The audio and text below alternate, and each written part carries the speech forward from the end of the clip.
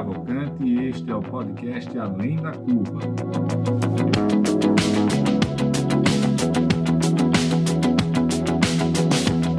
Uma realização da DIT Brasil e da MET Academy.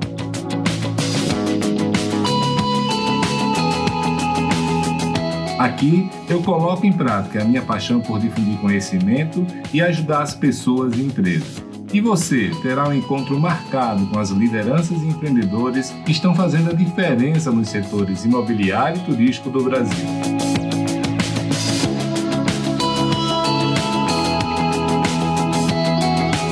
Você já conhece a DIT Brasil? A DIT é a entidade de atuação nacional nos segmentos de comunidades planejadas, loteamentos, desenvolvimento urbano, multipropriedade, time sharing e investimentos imobiliários. Nosso foco é a capacitação do mercado e a geração de negócios para nossos associados. Acesse o site www.adit.com.br e conheça nossos conteúdos, eventos, cursos e missões técnicas. Junte-se a nós, aumente seu network e faça grandes negócios.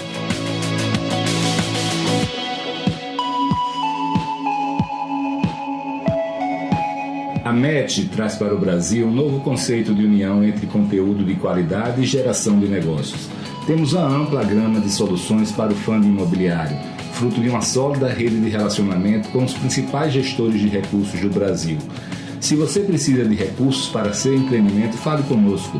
Certamente teremos uma solução. Com os serviços de advisory e conselho de administração, as empresas poderão contar com toda a experiência, conhecimento, rede de relacionamento e dedicação pessoal de Felipe Cavalcante para planejar seu crescimento ou para reduzir a curva de aprendizagem nos setores de multipropriedade, time sharing, bairros planejados, loteamentos e complexos imobiliários turísticos. Já os cursos realizados pela MET apresentam assuntos muitas vezes inéditos no Brasil, sempre com viés prático e realizado pelos principais especialistas do país. Com o Advice Club, incentivamos o network e a troca de experiências entre empresários e executivos dentro de um ambiente único de transparência e colaboração entre os participantes. Através do movimento Somos Cidade, a MET está contribuindo para difundir o papel positivo do setor privado no desenvolvimento urbano e a importância de tornar as cidades mais acolhedoras para as pessoas. Com os podcasts Além da Curva e Somos Cidades, a newsletter Fica a Dica e o blog Para Reflexão, reforçamos nossa missão de reunir, simplificar e difundir conhecimento.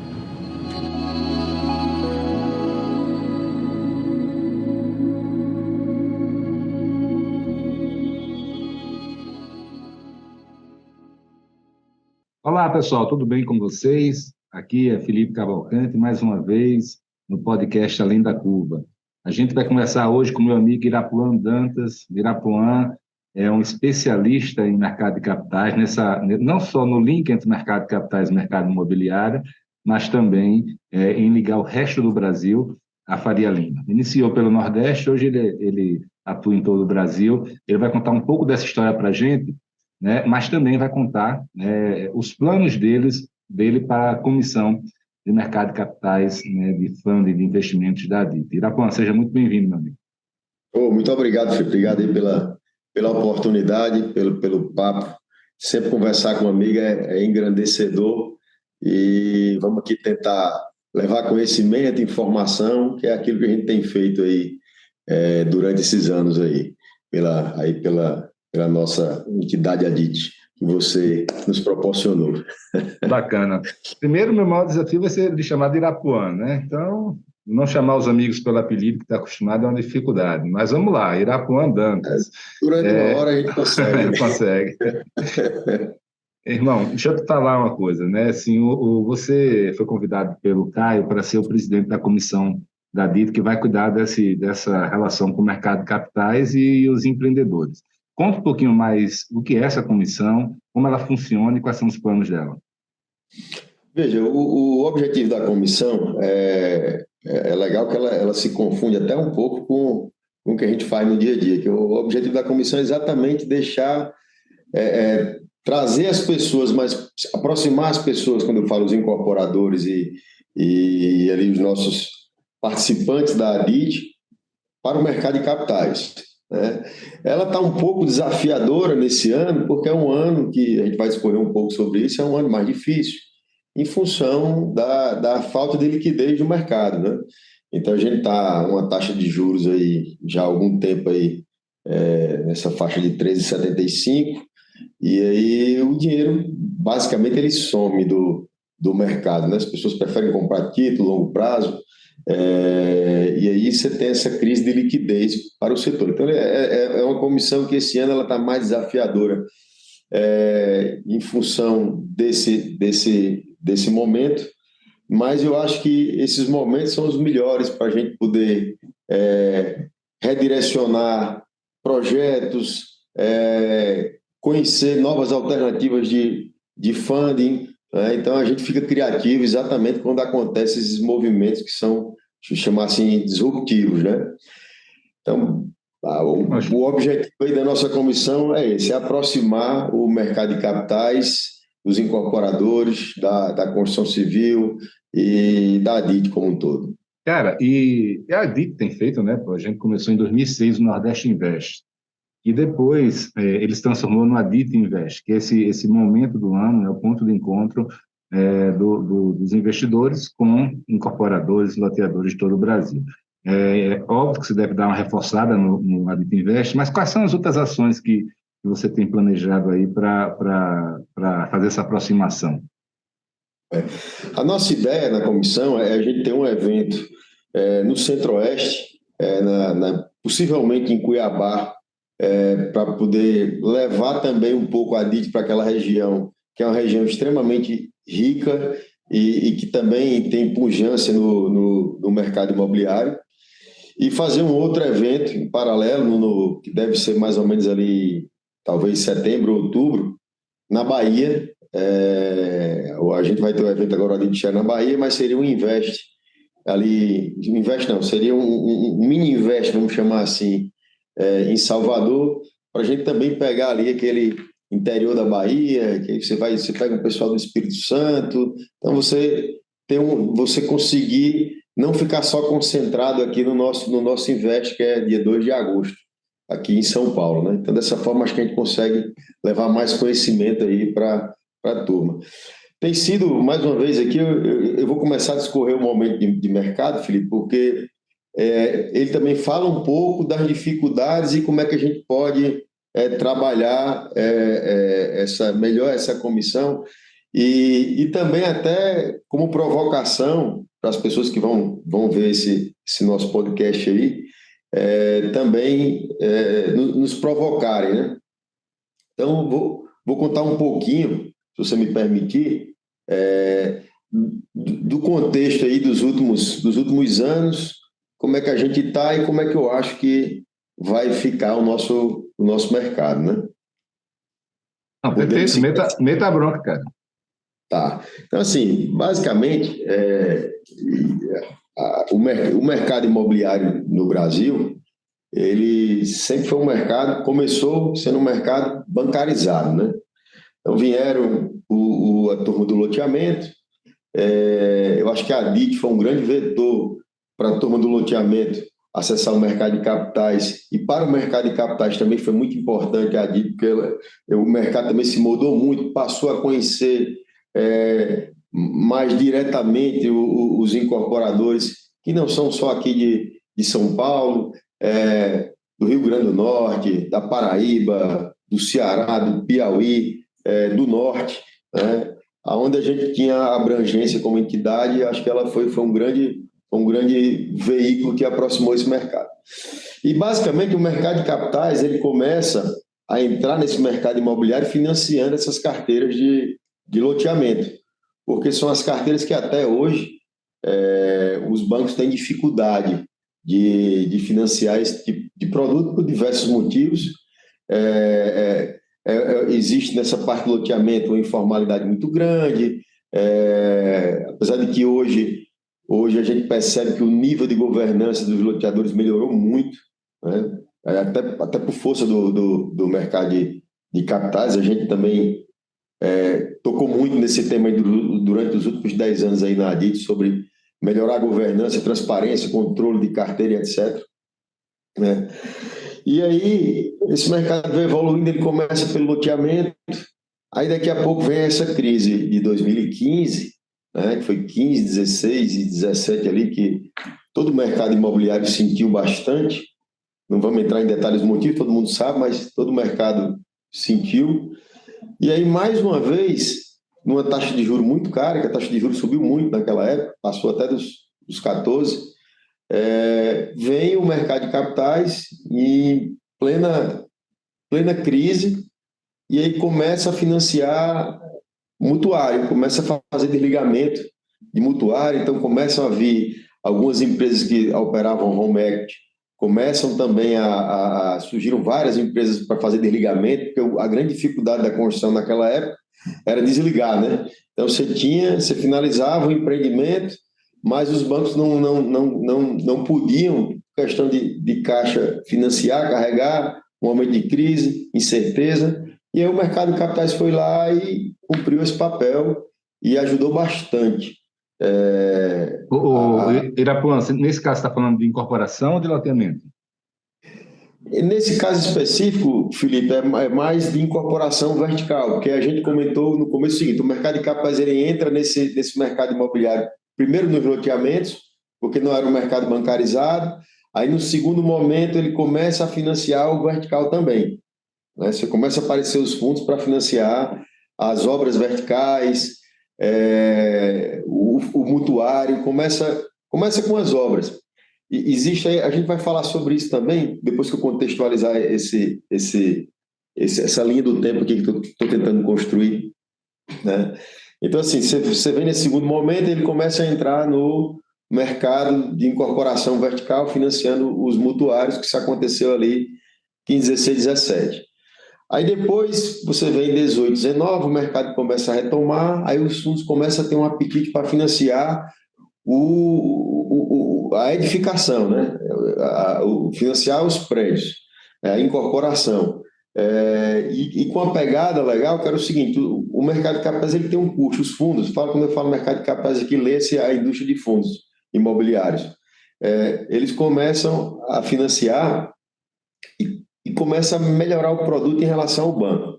Por exemplo, a maioria dos bancos, eles fazem somente acompanhamento físico da obra. E uma obra, o físico ele não anda casado com o financeiro. Às vezes você tem um desembolso, às vezes em um determinado momento da obra, ali no começo, às vezes você vendeu bem, você tem muito caixa e pouco gasto. Daí depois, quando você começa a entrar na segunda fase da obra, que é de acabamento, aí você começa a ter muito gasto, porque você tem que comprar esquadria, você não compra só para um andar, você compra esquadria para o prédio inteiro, vidro, todo material de acabamento. Então, daí você tem um descasamento, que você É evolui. o famoso horror do fim da obra, né, cara? Você não é nem no fim, viu? Você começa ali, mais ou menos ali, 30, 40% da obra, você já começa a ter esse descasamento, que a gente brinca com a boca do jacaré. Não, o descasamento começa aí, mas ali para o final, É. de 70% em diante, bicho pega.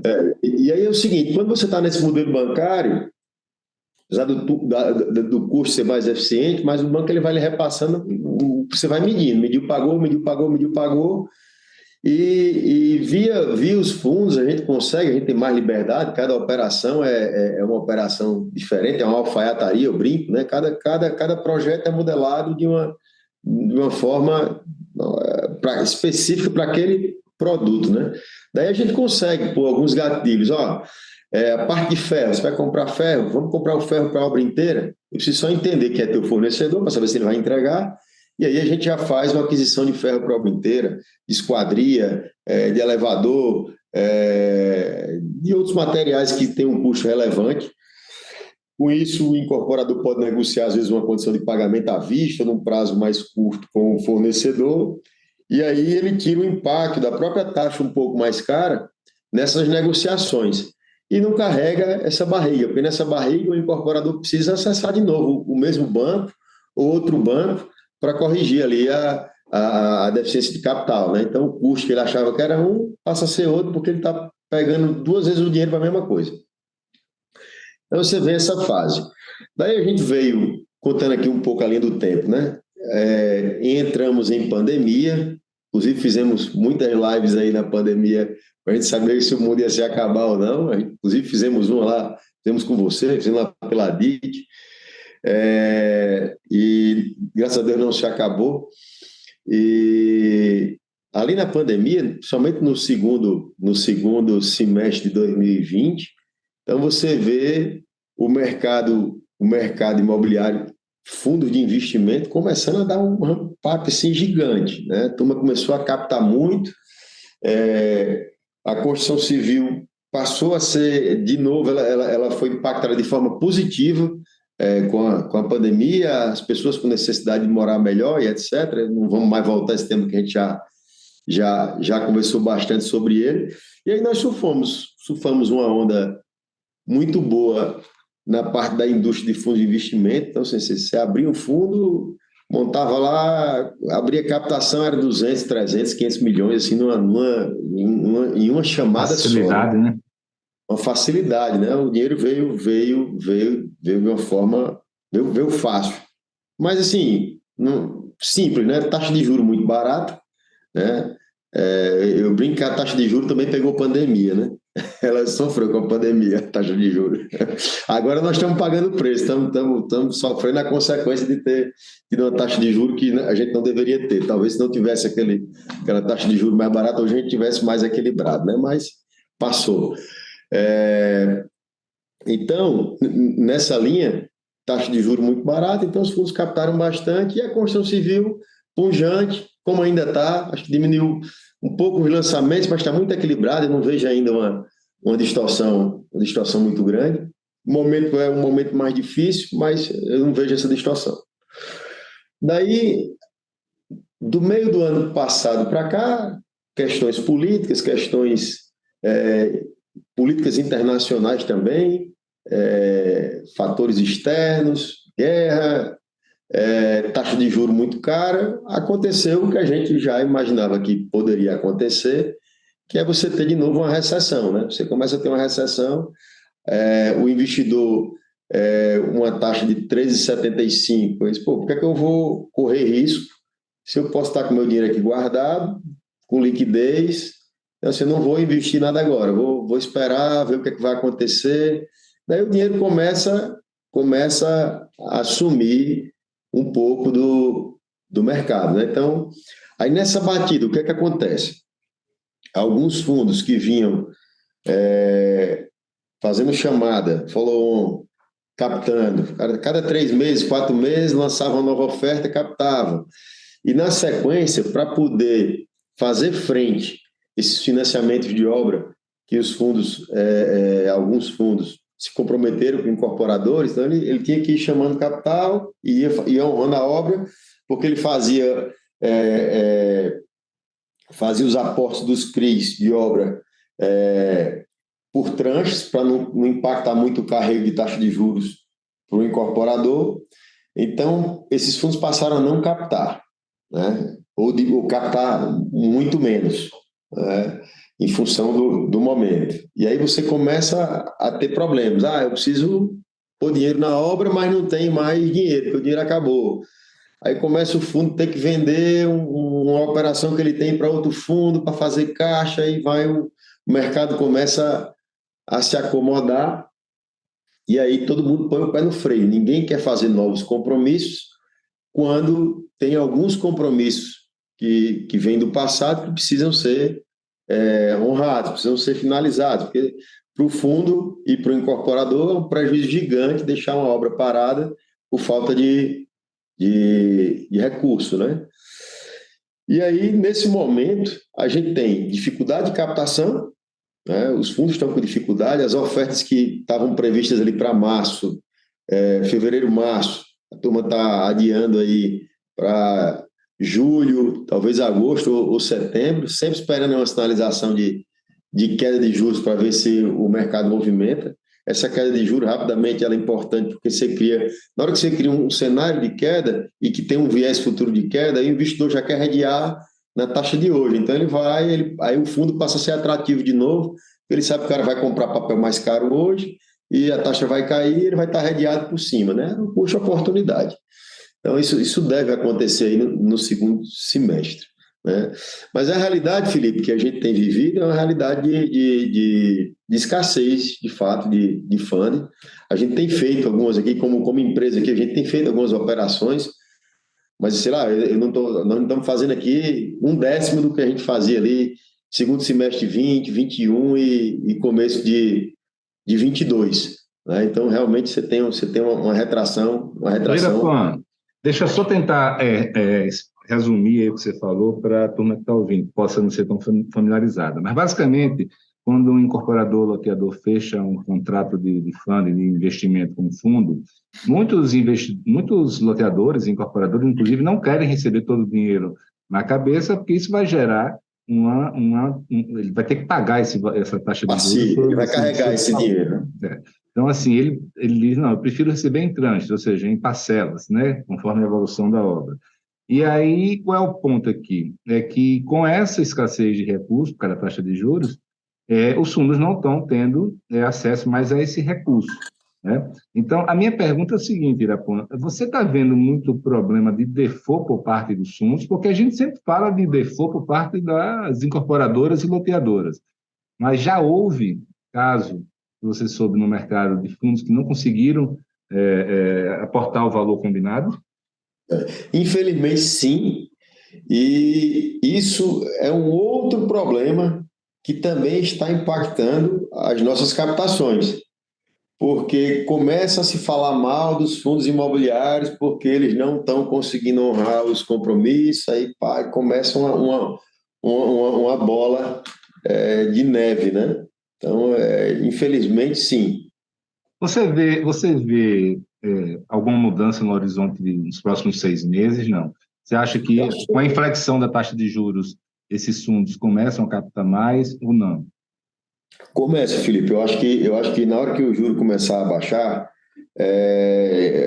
a captação ela deve voltar. São poucos fundos que tiveram esse tipo de problema, isso não é uma coisa generalizada. Para isso não acontecer mais, todo mundo agora está reorganizando, inclusive nós aqui também, reorganizando o modelo de estruturação, aonde nessa fase que nós estamos vivendo é melhor ter o desembolso de uma vez, né? E a gente tentar buscar eficiência de outras formas, né? Buscar eficiência nessa compra de materiais, aplicar o dinheiro bem aplicado enquanto ele está ali, não está sendo utilizado na obra. Então, a gente tem tido esse cuidado aí, nesse momento, para o incorporador não correr risco de captar por tranche e não assim, por circunstância de mercado, o gestor não conseguir captar e não conseguir honrar o compromisso. Detalhe aí, rapidinho, Felipe. Só um detalhezinho que é o seguinte, o que é que aconteceu também com essa indústria de fundos imobiliários? Quando a gente fala da indústria de fundos imobiliários, nós aqui estamos falando só crédito, a parte de crédito, que é financiar a obra e compra de carteira de recebível. Mas esse universo é gigante. Você tem fundo que investe, o D0 é um fundo de equity imobiliário. Aí você tem fundo que constrói imóvel para renda. Você tem fundo de shopping center. Você tem vários tipos de fundos imobiliários. E, basicamente, você tem dois tipos de risco. Você tem um risco crédito, que são esses fundos de financiamento de obra e compra de carteira de recebível, e você tem os outros que é renda. Só que o fundo imobiliário, ele caiu na vala comum de renda fixa, todos, inclusive os de crédito. A turma começou a vender fundo imobiliário como fundo de renda fixa. Por quê? Porque ele paga dividendo mensal. Então, todo mundo, para poder captar fundo de crédito imobiliário, teve que colocar dividendo mensal para dar o caráter renda fixa para aquele investidor, né?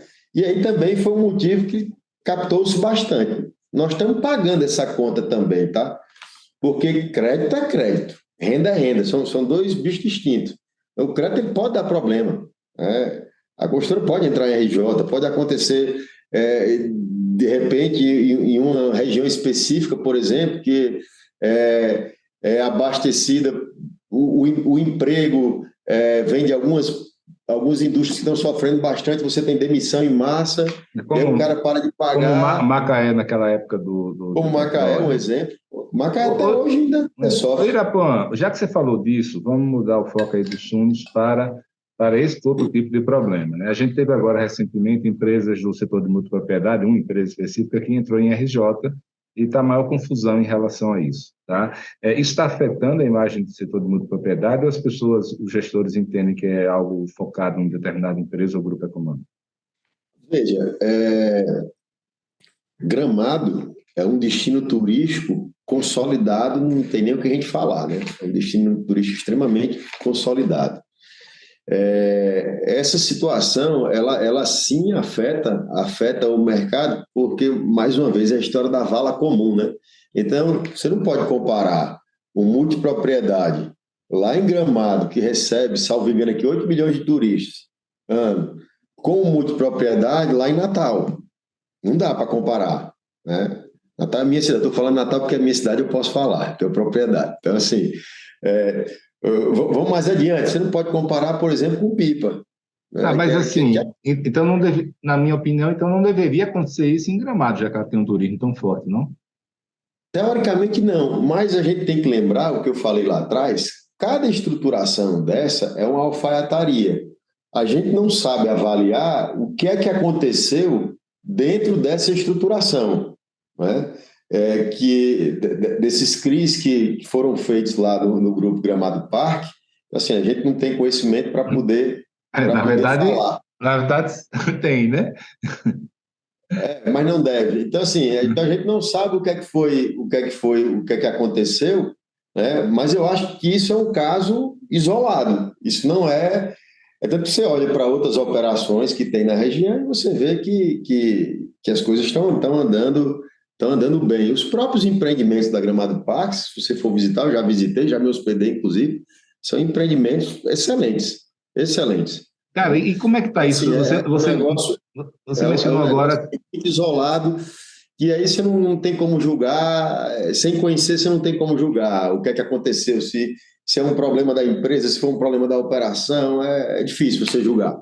A gente tem ouvido falar muito, não só dessa operação, mas também do grupo econômico que financiou ela, tá? Fora essa relação desse grupo com Gramado e alguma outra investida dele, as outras operações em outros fundos que não envolvem nem o fundo, nem a Gramado Parques, estão saudáveis? Como é que está? Eu sei que você também investe nisso. Como é que estão suas operações? As nossos amigos aí em comum que também investem nisso. Como é que está isso aí? As operações que eu conheço, eu tenho duas operações aqui que são até de volume bem, assim, um bom volume, rodam super bem, super bem. Então, você tem ali, são empreendimentos que já estão entregues, então, assim, ele está sempre ali 90% vendido, e aqueles 10 fica girando, então, assim, roda bacana, não tem nenhum problema. Eu não tenho conhecimento de outras operações que estejam em default, nem outro grupo que esteja também em uma situação de recuperação judicial, né?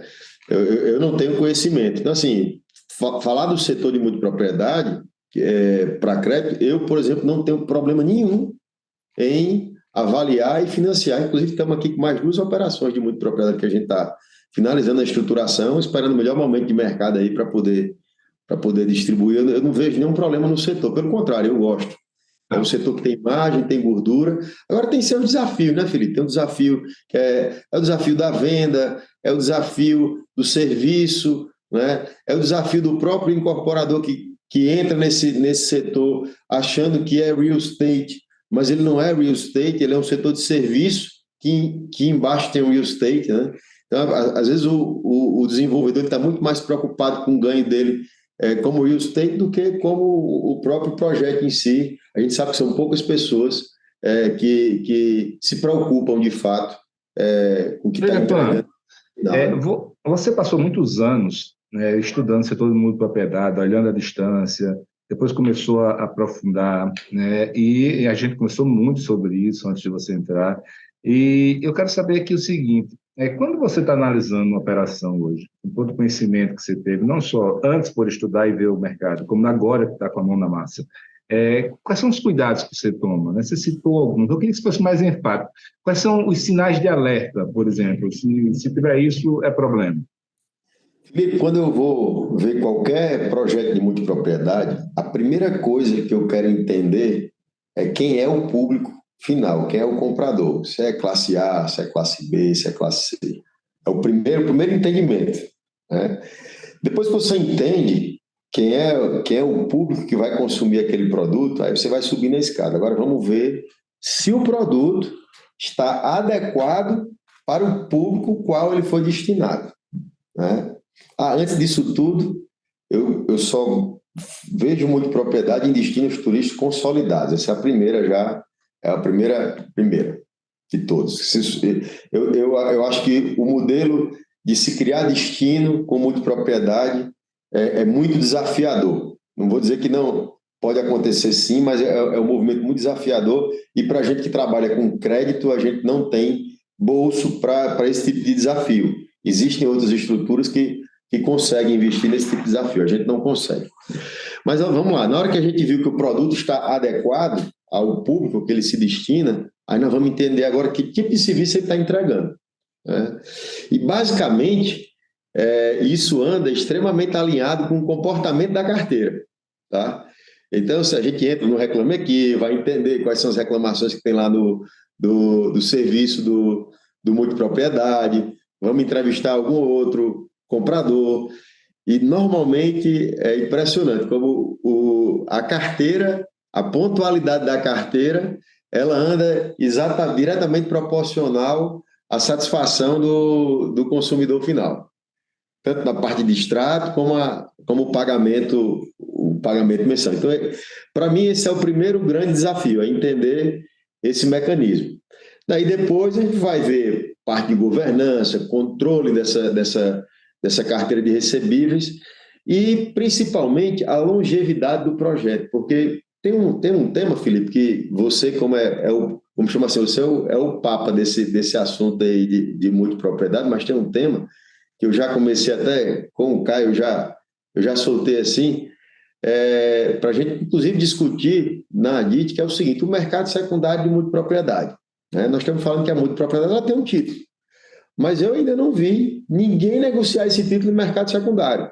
Toda vida que o comprador desiste ou quer destratar, quem termina comprando é o incorporador para revender depois.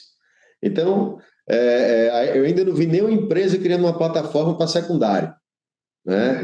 Esse mercado realmente... Como é que serão as regras, e como é que serão as regras desse secundário? Então, isso é um movimento que me preocupa bastante, porque na hora que a gente dá o crédito, e é um crédito ali de 60 meses, vamos imaginar que o cara paga o crédito inteiro, mas daqui a 80 meses ele parou de usar, não houve uma reforma no empreendimento, ele simplesmente abandona, fica o condomínio, como é que vai? Só que esse cara parou de pagar, mas eu tenho mais outros que no tempo a gente financiou e está pagando. Aí esse cara também vai parar de pagar, né? Então, existe um efeito cascata aí nisso, né? Então, são desafios da multipropriedade que precisam ainda a gente andar um pouco mais, né? Para a gente entender para onde é que ele vai, né? Então, esses são os grandes desafios. Deixa eu fazer uma pergunta ainda sobre multipropriedade. Você acredita na multipropriedade para o público A?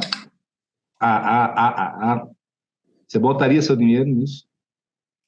Felipe, eu acredito, mas eu acho que a multipropriedade, aqui é a visão Irapuã, tá? Para esse público, principalmente, na verdade, para mim seria todos, mas especificamente para esse público, ela teria que ser híbrida. Ela teria que ser híbrida do ponto de vista, eu tenho aqui uma parte que é hotelaria, que você pode vender como condo-hotel, e uma parte que é multipropriedade. Aí eu acho que ela se sustenta melhor, né? Por quê, Hã? Por quê? Porque eu acho assim, esse público AAA que você está colocando aí, e também é uma coisa que pode cair numa vala comum, tá? Porque o público AAA aqui em São Paulo é um, público AAA em Alagoas é outro, né? Alagoas é outro, em Porto Alegre é outro. Então, esse público AAA, ele é difícil da gente mensurar ele, né? Mas se a gente tiver aqui, vamos colocar aqui um público que frequenta o Hotel Fazano, vamos chamar assim. Eu tive a oportunidade agora de sábado, a inauguração do Hotel Fazano, e ele foi vendido nesse modelo de incorporação. Você tem apartamentos e condotel, né? E assim, fantástico, o empreendimento é uma coisa híbrida, existe uma coisa diferenciada para quem tá lá no condotel, você poder usar também a área comum, mas você tem alguma regra de utilização também que você pode ir tantas vezes no ano. Então, assim, para esse público vamos chamar assim, eu acho que esse modelo funciona bem. Quando você vai descendo a régua, eu acho que ele funciona bem porque você tem cria uma perenidade melhor no empreendimento. Então, assim, se eu, Irapuã, fosse fazer um projeto de multipropriedade, eu faria híbrido, eu faria multi com o condo, porque a hotelaria é importante. Lembre-se, nós estamos vendendo serviço, nós não estamos vendendo real estate, é serviço. Bom demais ver você falando essas coisas todas aí, cara. Irmão, vamos falar agora linkar o assunto anterior de fundos com multipropriedade, né? Como você disse aí, há uns 6 anos atrás, talvez 5, começou, pô, passa tanto rápido, né? 2016, talvez 17, 18, começou a haver aparecer alguns fundos, né? Focados em multipropriedade e loteamento, né? Esse movimento foi crescendo, teve na pandemia aumentou muito por causa dos juros, novos fundos entraram, e aí, qual foi a minha impressão desse movimento? É que os fundos tradicionais da Faria Lima, que investem em tijolo, né, em shopping, corporativa, etc., logística, eles não conheciam, não tinham interesse nesse tipo, desconfiavam, né, não conhecem, e não atuam fora de São Paulo. E aí, esses fundos novatos, eles começaram a entregar uma rentabilidade muito superior aos fundos de tijolo tradicionais, porque exatamente o que você falou, multipropriedade tem gordura, tem uma margem de lucro maior, bem como o loteamento. E não tem nenhum desses dois funding bancário, como tem, por exemplo, o setor de incorporação residencial. Tá? Dito isso, eu vi esses fundos ganharem muito espaço e captarem muito valor. Minha pergunta é dupla. Mesmo esses fundos que entregaram grande rentabilidade mensal estão tendo dificuldade de captação agora.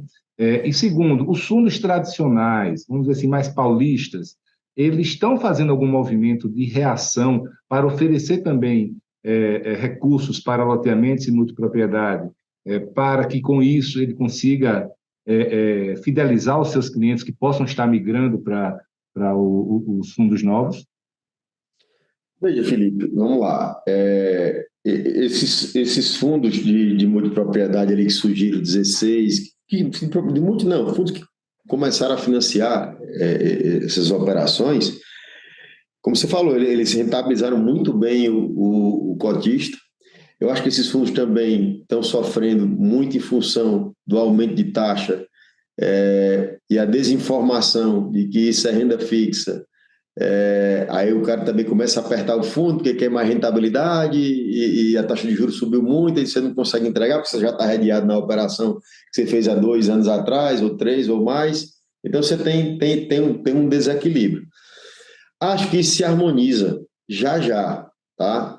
Mas hoje, se você falar aqui que vai captar com esses movimentos que acontecem, infelizmente, esses movimentos de entrou em recuperação judicial, o empreendimento da nossa cidade que é consolidado, isso contamina um pouco.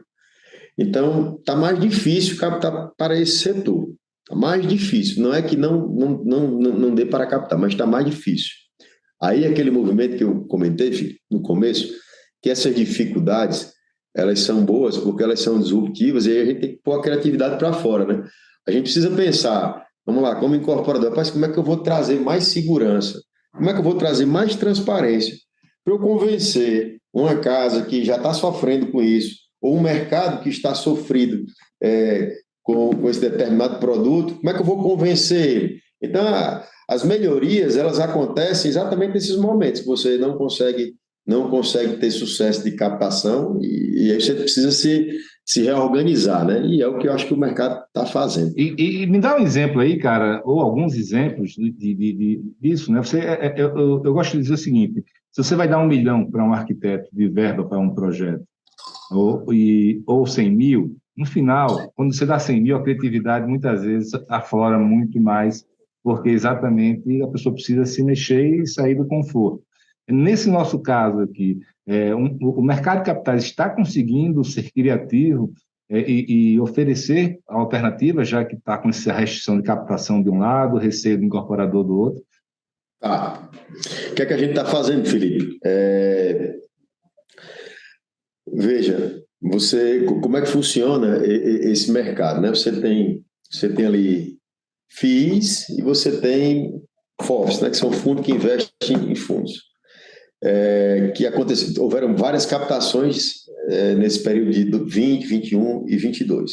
Né?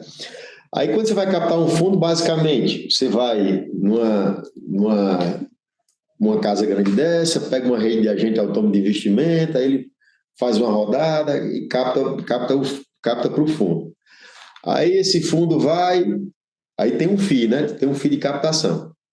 Aí esse fundo, ele tem um FII de gestão, ele tem um FII de administração e tem um FII de performance. Aí esse fundo vai e compra cota de outro fundo, que também tem FII de administração, FII de gestão e performance. Né? Aí esse outro fundo vai e compra um CRI.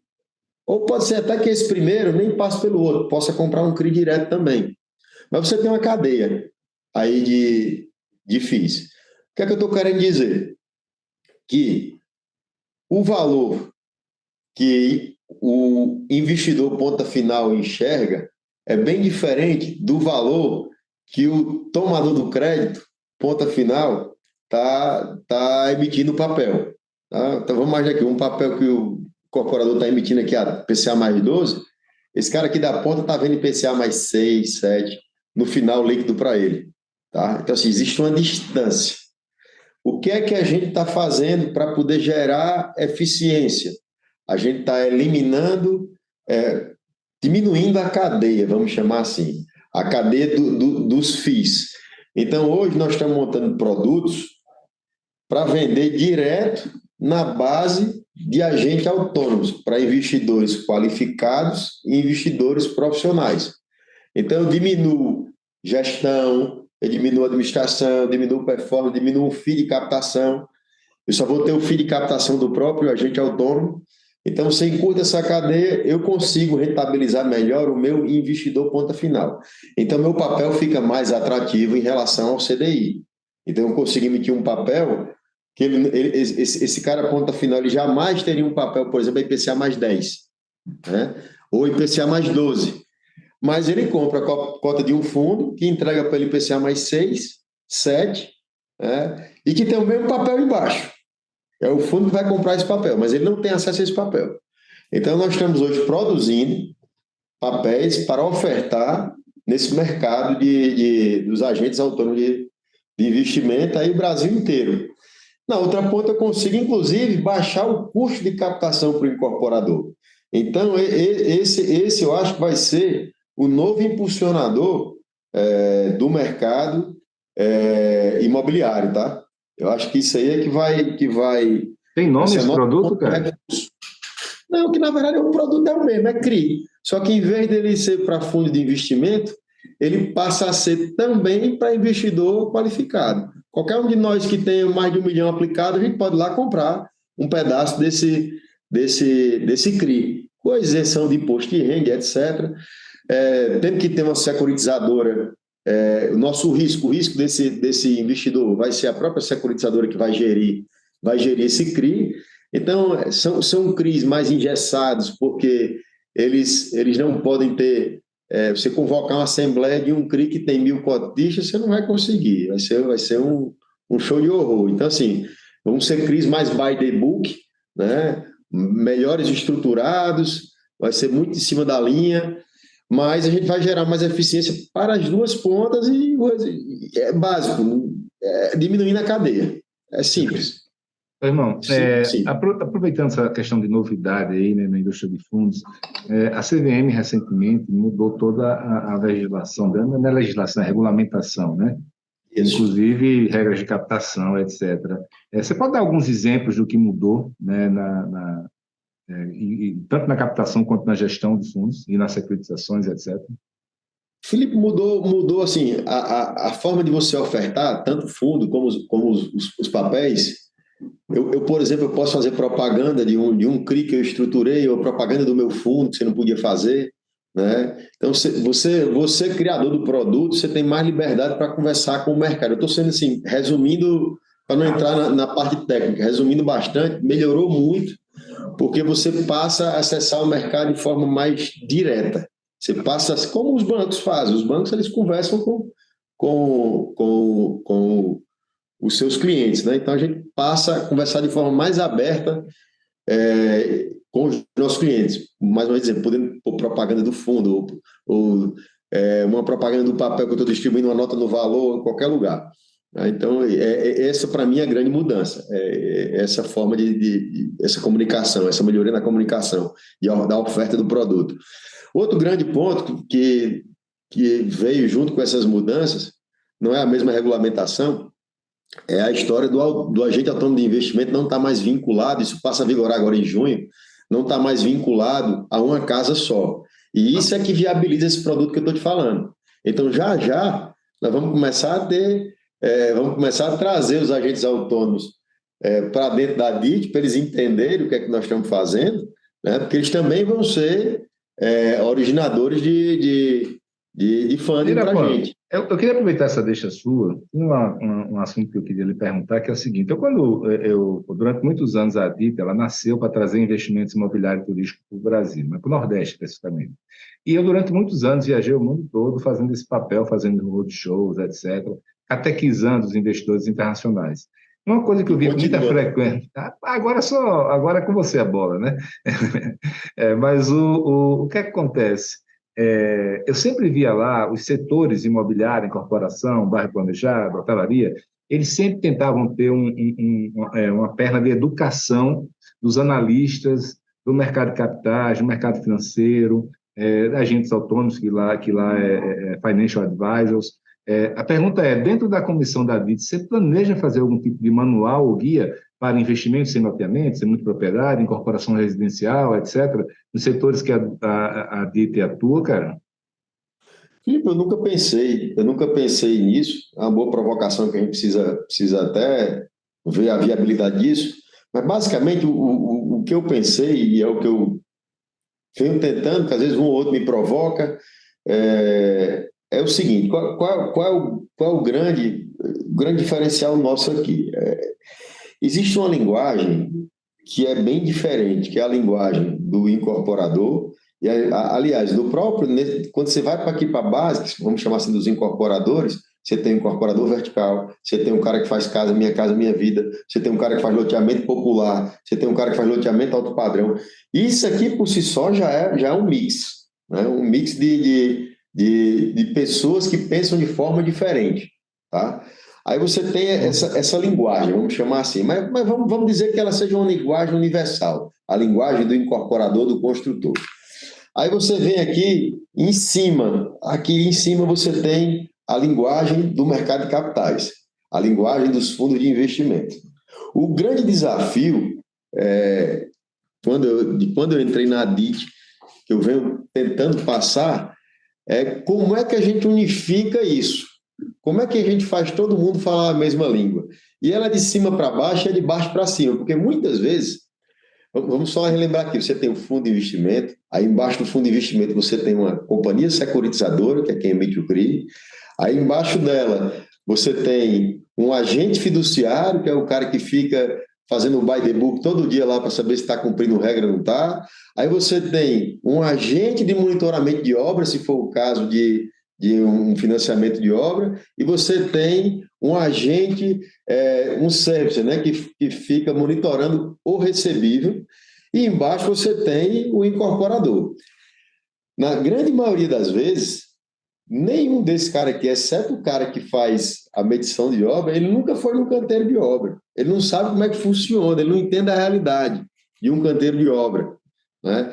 E aí você traduzir essa linguagem que é o grande desafio. Da mesma forma também que o incorporador, ele não entende que o gestor de fundo de investimento, o dinheiro não é dele. Nós não temos dinheiro nosso aqui. O dinheiro é de um investidor que acredita no trabalho da gente, confia e põe no fundo. E eu monto um monte de regra que eu vou dizer que eu vou cumprir e que não é porque o dinheiro está aqui, eu tenho que liberar para ele amanhã do jeito que ele quer, se ele cumprir tabela, né? Então, assim, essa linguagem, acho que o grande desafio para essa comissão é entender e alinhar essa linguagem. É todo mundo entender qual é a dor do outro, né? Para que a coisa fique de uma forma mais fluida, né? Eu acho que esse é o grande desafio educativo, vamos chamar assim, dessa comissão. Educar os dois mundos, né?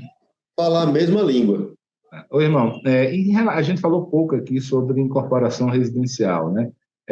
Como é que esse momento está afetando? Porque a incorporação, seja no Minha Casa Minha Vida, seja médio alto, ela tem funding próprio, né? E geralmente o que eles precisam mais é aquele recurso inicial, né, para cobrir a exposição inicial. Como é que está o mercado de capitais em relação a essa necessidade deles? E também em relação à permuta, a comprar terreno ou outras soluções que possam haver disponíveis para eles. Felipe, nesse ponto de vista aí do dinheiro para chegar na obra, que a gente vê muito mais ali no Minha Casa Minha Vida, e no SFH também, ali no comecinho ali, você também vê um pouco, ao invés dos FIIs, os FDICs cresceram bastante, tá? Então, assim, a gente recebeu aporte de FDIC aqui, então, para isso, hoje tem bastante fundo. É um fundo mais caro, mas é um ponto, esses fundos nunca são por longos períodos, mas a gente vê um movimento aí grande na compra de pró-soluto, ou até de fazer uma CCB para o cara chegar lá no ponto de financiamento, ele recebeu o financiamento, que ele já nasce aprovado, né, o projeto. Ele lança o projeto já aprovado pelo banco e só basta ele cumprir a tabela, chegar lá naquela curva que o banco passa a financiá-lo, né? Então, para isso tem bastante fundo, tá? Não está seco esse mercado. E com relação ao outro ponto que você me falou, para equity... Permuta também. Para permuta, fundo de permuta. O fundo de permuta tem, tá? Mas aí a turma está buscando aí em torno de 25%, 30% de rentabilidade, tá? É mais ou menos isso aí que eu tenho visto. Mas tem gente fazendo. Cabe para projeto que tem uma gordura boa, funciona bem. Funciona bem. Mas Perfeito. Tem que ter uma gordura. Irmão. E às vezes é melhor do que você tomar um funding caro também, porque assim, se for tomar um funding para isso, não vai ser muito diferente. Né? E você Na verdade, risco. esse pessoal geralmente, muitas vezes, vende apartamentos no mercado local com um desconto até de 50%. Então, não deixa de ser similar, né? Você tocou num ponto aí, se você me permitir, essa história de venda de apartamento é rápido, eu acho que é bem educativo também, que é o seguinte, a gente está acostumado aqui todo dia eu avalio o projeto, né, para financiar. E aí você vê, o cara está lá na tabela de venda, vamos chutar aqui, R$ 15.000 o metro, tabela de venda, ele está vendendo a R$ 15.000 o metro.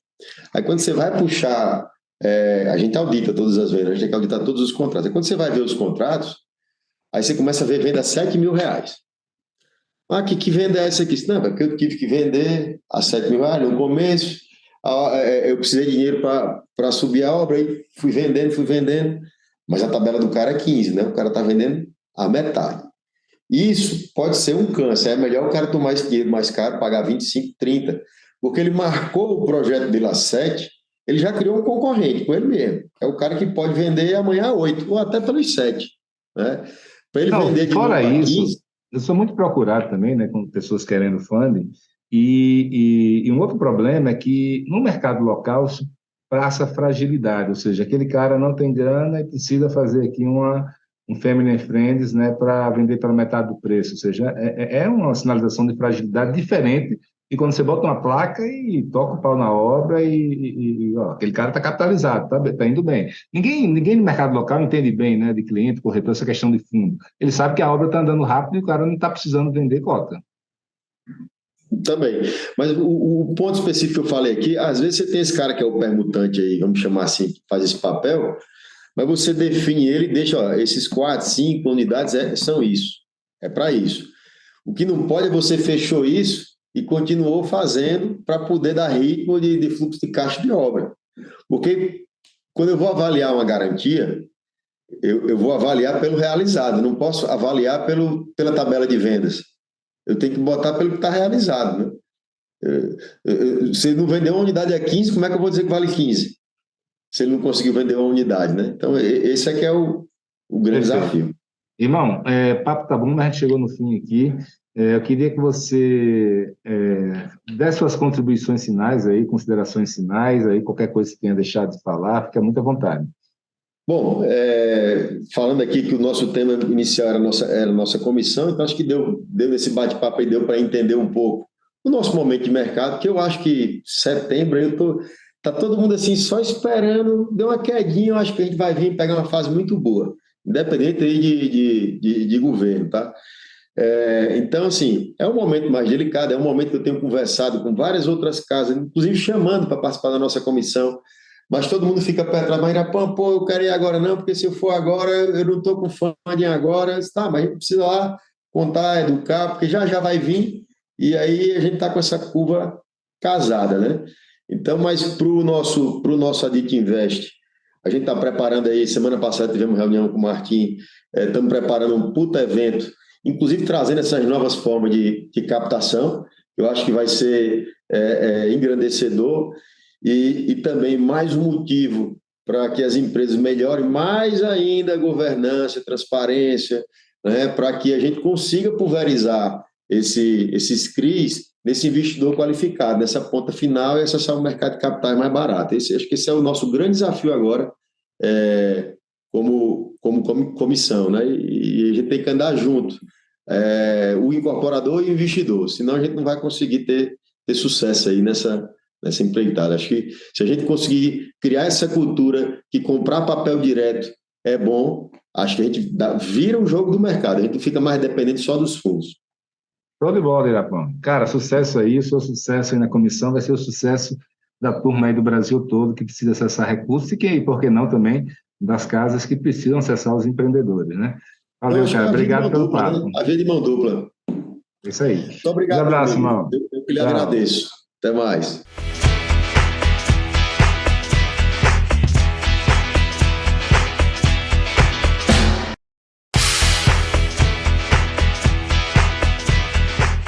Pois é, amigos, termina aqui mais um podcast Além da Curva.